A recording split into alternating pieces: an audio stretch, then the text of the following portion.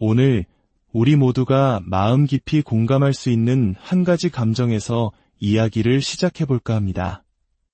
어쩌면 조금은 낯선 시작일지도 모르겠습니다.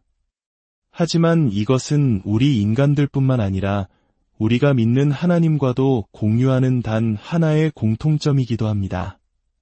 사실 창조주이신 하나님과 피조물인 우리 사이에 공통점이란 그리 많지 않습니다.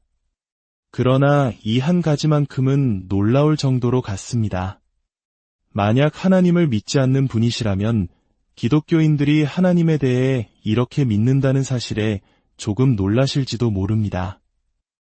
때로는 우리 기독교인들의 모습 속에서 이런 면을 발견하기 어려우셨을 수도 있으니까요. 하지만 성경은 분명히 말합니다. 우리 모두 그리고 하나님까지도 이것을 공유하고 있다고 말입니다.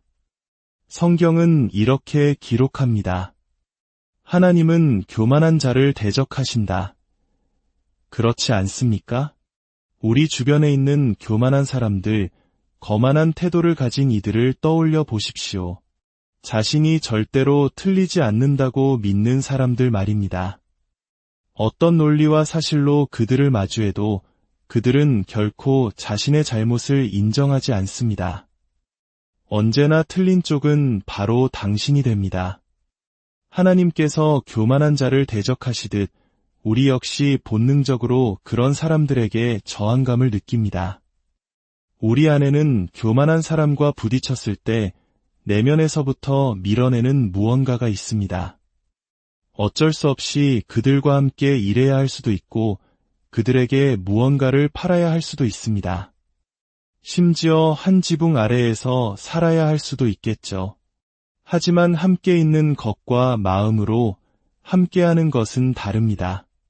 그들의 태도는 우리를 불쾌하게 만들고 그로 인해 보이지 않는 벽, 내면에 저항감이 생겨납니다. 우리는 그들과 함께 살고 일할 수는 있지만 결코 그들을 즐거워하거나 마음 깊이 좋아할 수는 없습니다.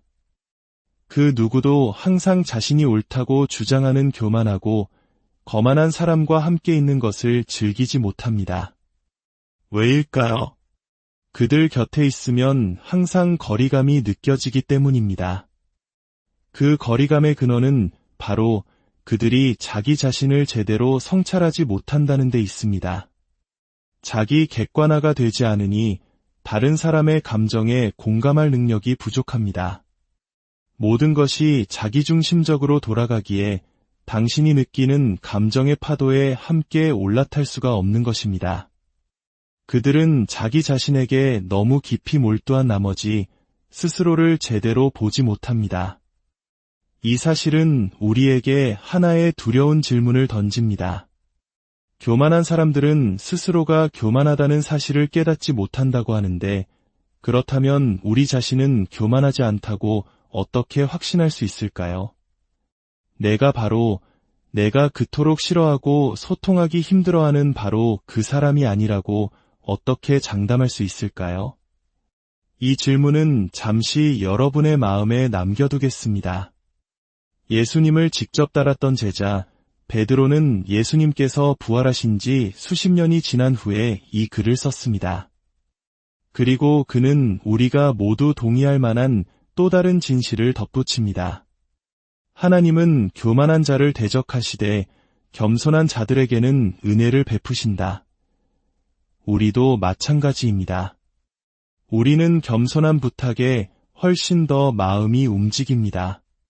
비록 그 부탁이 조금 번거롭고 정해진 규칙을 약간 벗어나야 하며 다른 모든 사람에게는 해주지 않던 특별한 배려를 해야 할지라도 진심이 담긴 겸손한 요청 앞에서는 기꺼이 예라고 대답하고 싶어집니다.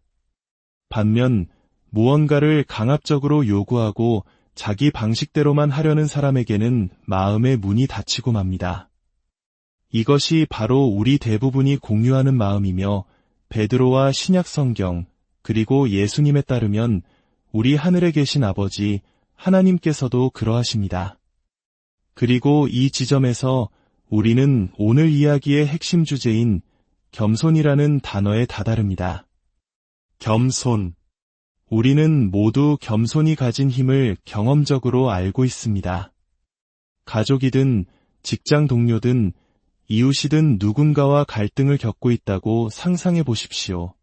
당신은 단단히 화가 나 있고 머릿속에서는 이미 20번도 넘게 가상의 대화를 나누며 할 말을 전부 정리해 두었습니다.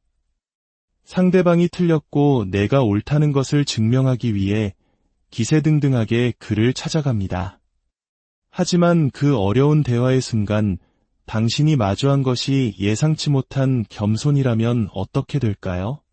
상대방이 방어적인 태도를 보일 것이라 예상했는데 그렇지 않습니다. 거세게 반발할 줄 알았는데 오히려 당신의 말을 잠잠히 듣고 있습니다. 겸손은 맞서 싸우지 않습니다. 겸손은 모든 것을 흡수합니다. 그 순간 우리는 오히려 당황해서 무슨 말을 해야 할지 모르게 되기도 합니다. 겸손이 가진 힘은 이토록 강력합니다. 그리고 겸손과 겸손이 만날 때 해결되지 못할 문제는 거의 없습니다.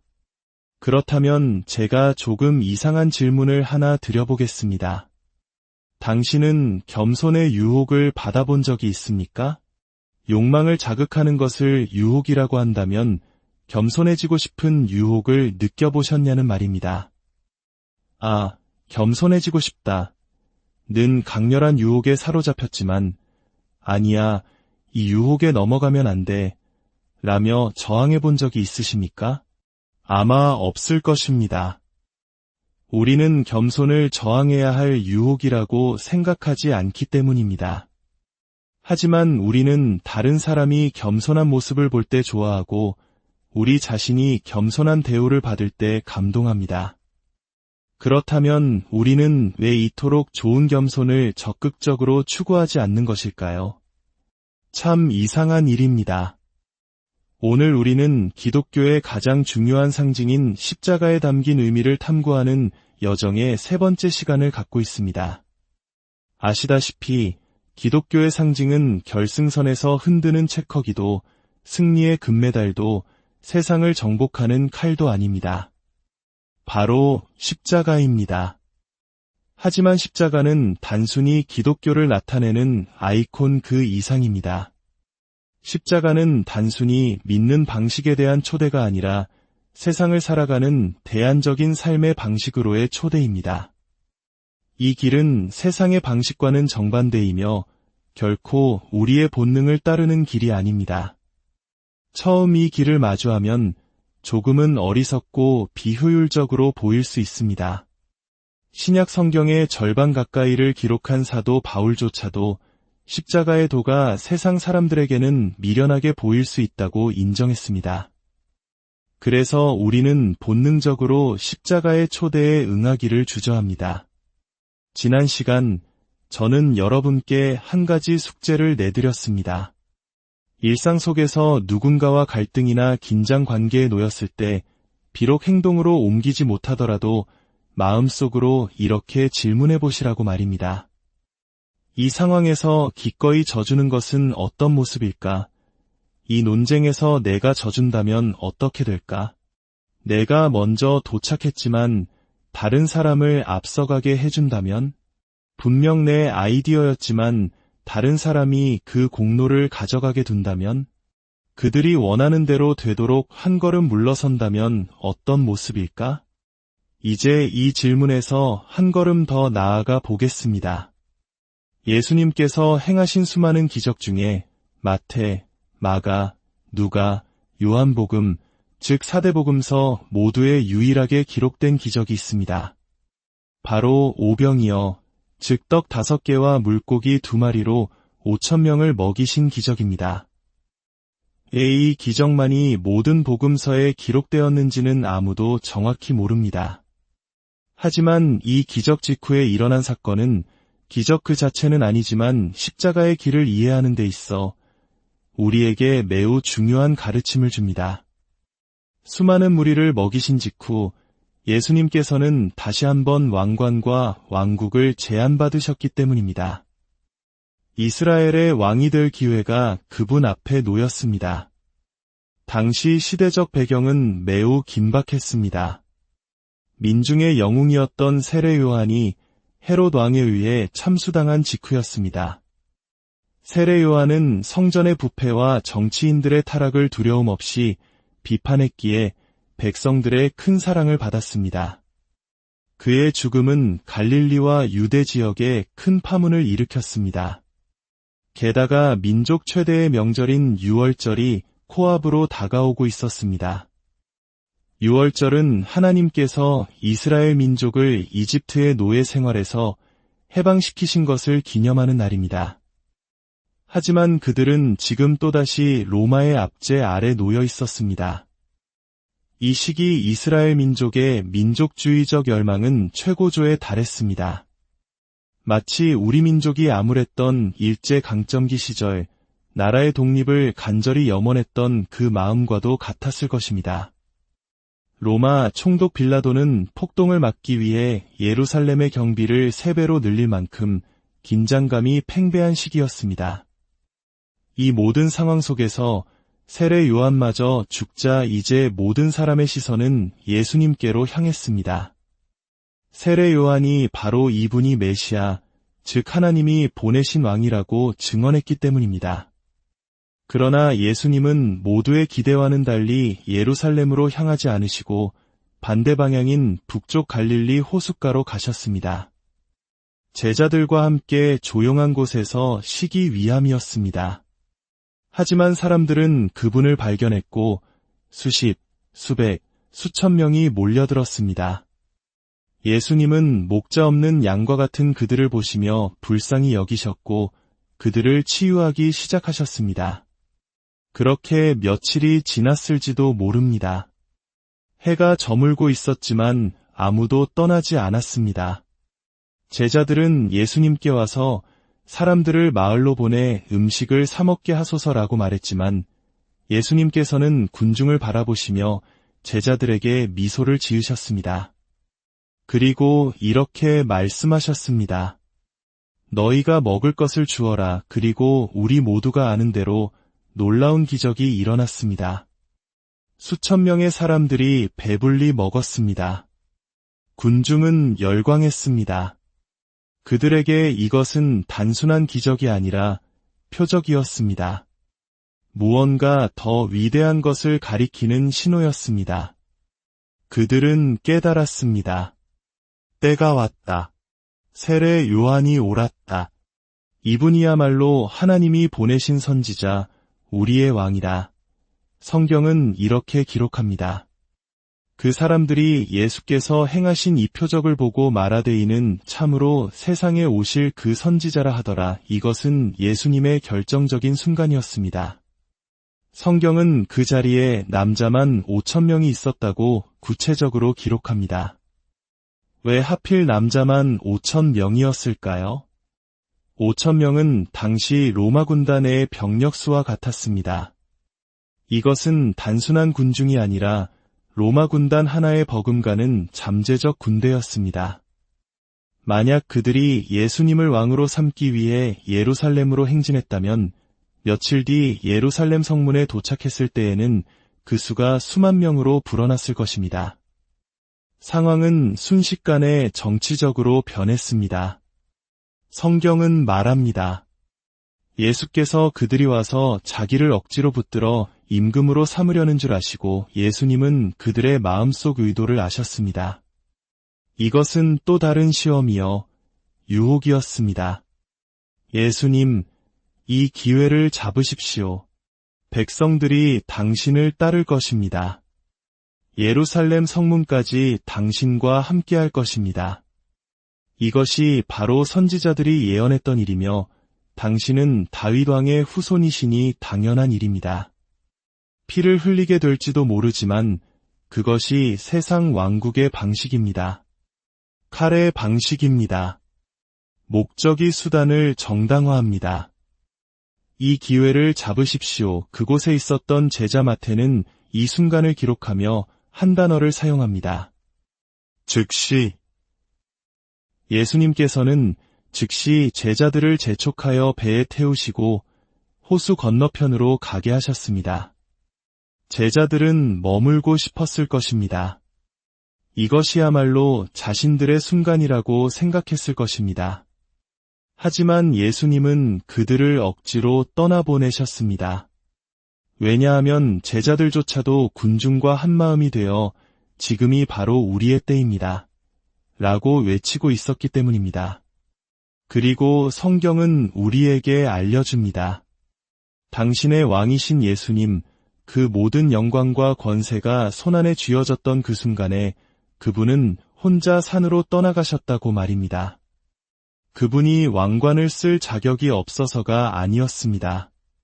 그분이 왕이 아니어서도 아니었습니다. 단지 그분은 그런 왕관을 원하지 않으셨고, 그런 왕이 되기를 원하지 않으셨으며, 그런 왕국을 원하지 않으셨기 때문입니다. 그것은 그분의 방식이 아니었습니다. 그래서 예루살렘으로 군대를 이끌고 행진하는 대신 며칠 후 예수님은 생명을 빼앗기 위함이 아니라 자신의 생명을 내어주기 위해 예루살렘으로 걸어가셨습니다. 십자가의 길, 그 길의 본을 몸소 보여주시기 위함이었습니다.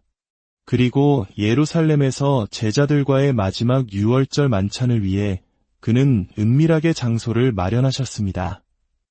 그 마지막 밤, 예수님께서 체포당하시기 직전에 행하신 마지막 행동은 바로 제자들의 발을 씻기시는 것이었습니다. 이것이 얼마나 충격적인 일인지 이해해야 합니다. 당시 랍비, 즉 스승은 절대로 다른 사람의 발을 씻기지 않았습니다. 심지어 제자들이 스승의 발을 씻겨주는 것조차 허락하지 않는 랍비도 있었습니다. 발을 씻기는 일은 오직 가장 낮은 계급의 종이 하는 일이었습니다. 예수님께서 일어나 겉옷을 벗고 수건을 허리에 두르셨을 때 제자들은 모두 생각했을 것입니다. 안 됩니다, 스승님. 절대로 안 됩니다. 기적을 행하시던 그 거룩한 손으로 우리의 더러운 발을 씻기실 수는 없습니다. 베드로는 모두의 마음을 대변하여 소리쳤지만 예수님은 그를 잠잠하게 하셨습니다. 당신의 구원자께서 무릎을 꿇고 바로 그날 밤 당신을 버리고 도망칠 사람들의 발 앞에 앉아 계신 모습을 상상해 보십시오. 그들 중 한 명, 베드로는 몇 시간 뒤 예수님을 안다고 3번이나 부인할 것이었습니다. 그들 중 한 명, 가룟 유다는 이미 예수님을 배신하여 팔아넘길 계획을 마친 상태였습니다. 그리고 예수님께서는 유다의 발도 씻어주셨습니다. 이 사실이 당신의 마음에 깊이 스며들게 하십시오. 이것이 바로 예수님의 방식입니다. 이것이 바로 십자가의 길입니다. 이것이 바로 거대한 로마 제국을 뒤흔들고 세상을 변화시킨 힘의 근원이었습니다. 예수님께서 원수를 사랑하라고 말씀하셨을 때 그것은 결코 빈말이 아니었습니다. 그날 밤 그분은 그것이 어떻게 행해져야 하는지를 몸소 보여주셨습니다. 그 굴욕적인 순간이 지나고 예수님께서 다시 겉옷을 입으시고 물으셨습니다. 내가 너희에게 행한 것을 알겠느냐? 너희가 나를 선생이라 또는 주라 하니 너희 말이 옳도다. 내가 그러하다. 너희가 알다시피 나는 대단한 존재다. 내가 너희의 주이며 선생이 되어 너희의 발을 씻었으니 너희도 서로 발을 씻어주는 것이 옳으니라. 내가 너희에게 행한 것 같이 너희도 행하게 하려 하여 본을 보였노라. 여러분, 우리 중 많은 이들이 각자의 삶의 영역에서 대단한 존재입니다. 가정에서, 직장에서, 사회에서 우리는 권위와 영향력을 가지고 있습니다. 우리가 말할 때 사람들은 귀를 기울입니다. 예수님께서는 말씀하십니다. 당신이 가진 그 약간의 권위, 약간의 자원, 약간의 힘과 영향력을 어떻게 사용해야 하는지를 보여주겠다고 말입니다. 그분은 말씀하십니다. 내가 너희를 위해 행한 것을 너희도 다른 이들을 위해 행하라. 그렇다면 예수님께서 우리를 위해 행하신 것은 무엇입니까? 그분은 평생에 걸쳐 기꺼이 선택하셨습니다. 위험을 감수하셨습니다. 그리고 적극적으로 추구하셨습니다. 바로 겸손을 말입니다. 그분은 다른 사람들이 당신을 위해 해주기를 기대하는 그 일을 당신이 먼저 다른 사람들을 위해 하라고 말씀하십니다. 하지만 이 이야기에는 우리가 놓치기 쉬운 더욱 놀라운 진실이 숨어 있습니다. 예수님께서 제자들의 발을 씻기실 때 그분은 단순히 모범을 보이기 위해 행동하신 것이 아니었습니다. 그분은 무언가에 반응하고 계셨습니다.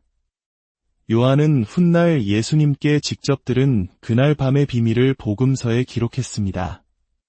바로 이 놀라운 구절입니다.